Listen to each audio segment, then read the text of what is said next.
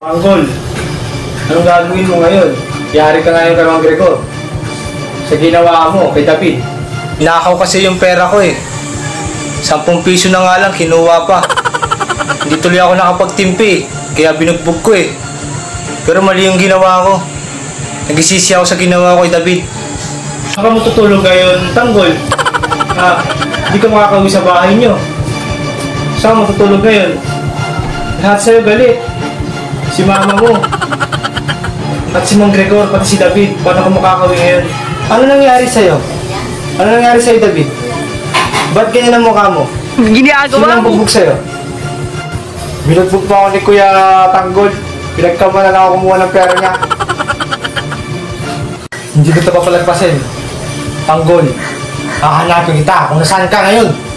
A few moments later. Punta ka ngayon, Tanggol. Kukunin ko yung baril ko. Hahanapin kita. Yari ka sa akin ngayon, Tanggol. Nakita mo si Tanggol? Nasa si Tanggol? Yari sa akin ngayon yun. Binugbog si David. Hindi ko po alam. Baka nasa inuman po. Kasama po nila Bibi Giant. Lintik lang ang walang ganti, Tanggol. Yari ka sa akin ngayon.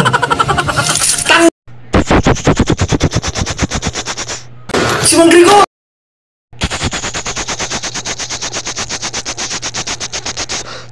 Hindi ka makakauwi ng bahay ngayon, Tanggol. Pag umuwi ka, ikukulong kita sa 2 lang o papatayin kita. Grabe ang ginawa mo sa kapatid mo. Isa ka talagang hangal, Tanggol! Para sa ito! Pag-cross lang ang landas natin, Tanggol. Papatayin kita o ikukulong kita. Yari ka sa akin. Kung umuwi ka sa bahay, paglalamayan kita.